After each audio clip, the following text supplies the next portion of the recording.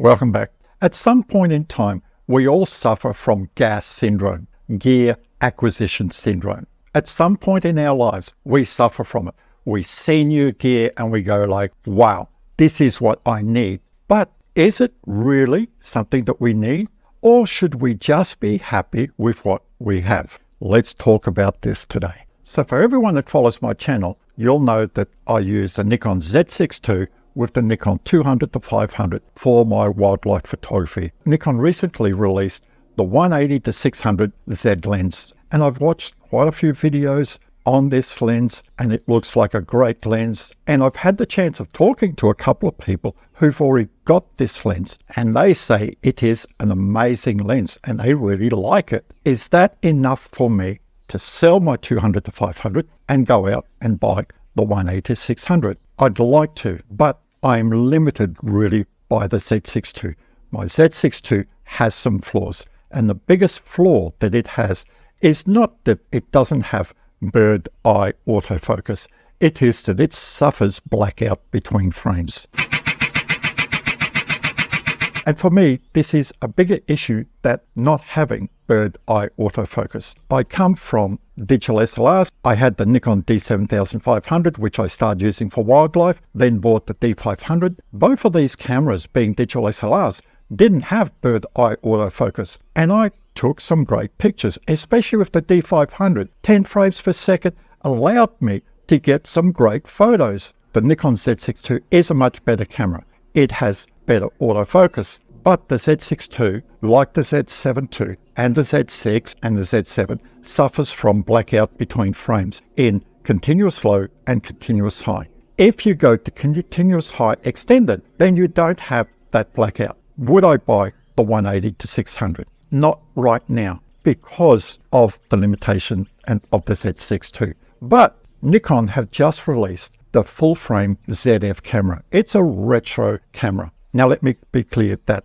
whether I'm talking about the Nikon 180-600 Z lens or the Nikon Zf camera, I have not played with these two items. But in the last couple of weeks, I have watched a lot of reviews on YouTube and read up as much specs as I can on the Nikon Zf. It is a great camera. I take a lot of videos with my Z6II, and the Zf looks like a great camera.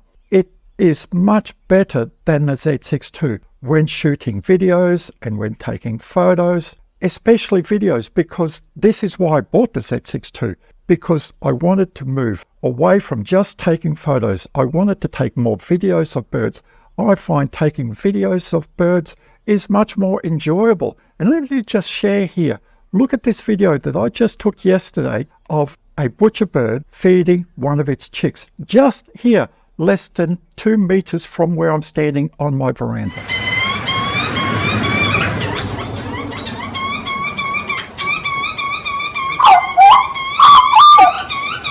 So the Zf really interested me. And I thought like, okay, well, I'm going to save up and maybe in about 6 months' time, I'm going to go out and buy the Zf and sell my Z6II.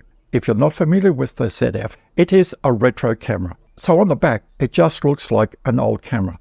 We don't have the toggle that we can move the focus point. If we want to move the focus point, we have to use the little dial where we go up, down, sideways to get our focus point.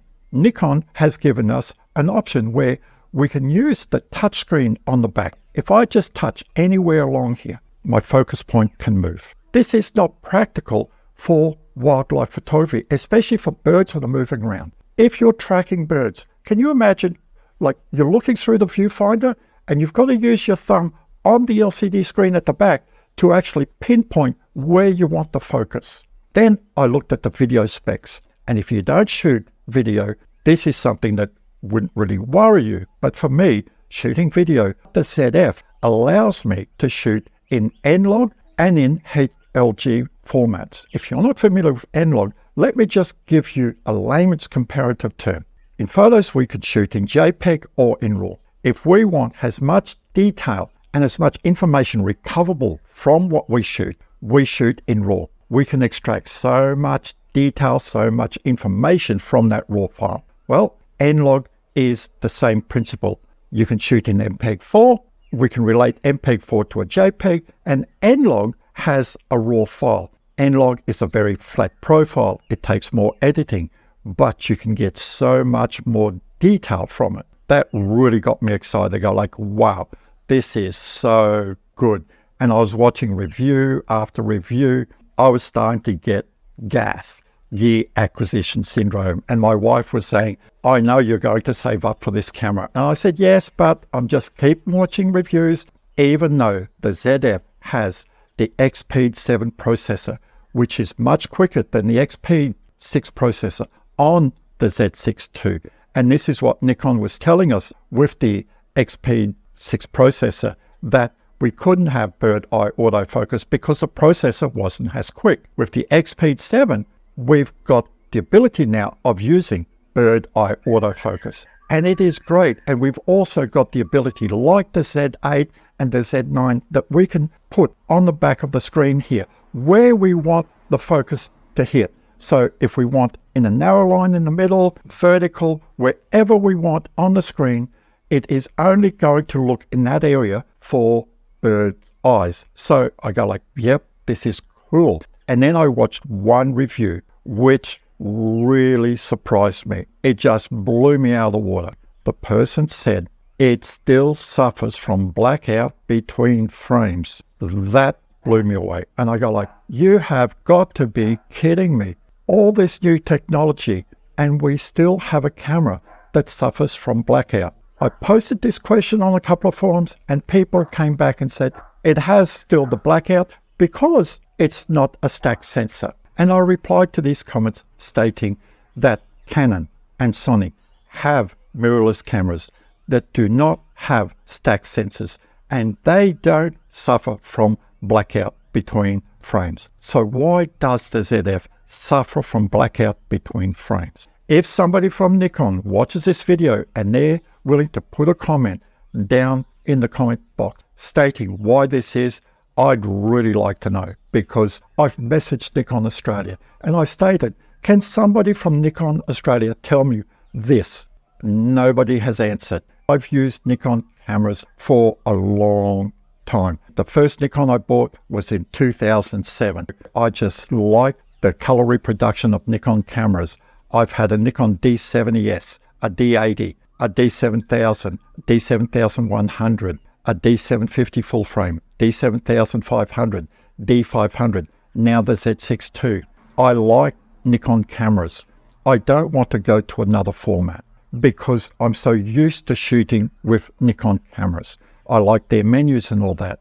But to me, having this is a deal breaker for the ZF for me. I would love to have a ZF because being able to capture videos of birds in N-Log would just give my videos that oomph that MPEG-4 doesn't have. But this, to me, is a deal breaker.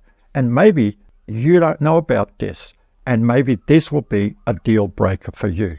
Now, like I stated, this is just for wildlife. If you're shooting landscapes or astrophotography, the ZF looks like an amazing camera. For the price point, I think it's just under $4,000 AU. It is a great camera. Now, I'd like to hear your thoughts on what I've just stated. Do you agree with me? Do you disagree with me? This is the beauty of photography. We all have our different opinions. This is my opinion. If you've got a different opinion, let's have a discussion on this. So thanks for watching. If you liked the video, give it a big thumbs up. Stay safe, enjoy your photography, and I will see you next time.